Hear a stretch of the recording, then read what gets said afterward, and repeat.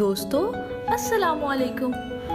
आज क्लास में हम 5 बच्चे बैठे तैयब के बारे में बातें करने लगे। सबको उसकी बुराई करने में बहुत मज़ा आ रहा था, क्योंकि हम तैयब के सामने तो ये बातें कर ही नहीं सकते थे।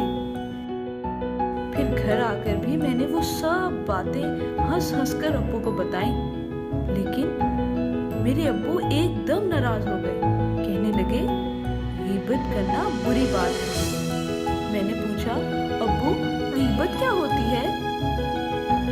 अब्बू ने कहा, हमारे प्यारे नबी हज़रत मोहम्मद सल्लल्लाहु अलैहि वसल्लम का फरमान है, गीबत ये है कि अपने भाई की वो बुराई बयान करो जो उसे पसंद ना हो। मुझे ये सुनकर अपनी हरकत पर बहुत अफसोस हुआ। पता है बच्चों, अब मैं आइंदा कभी किसी की गीबत नहीं करूँगा।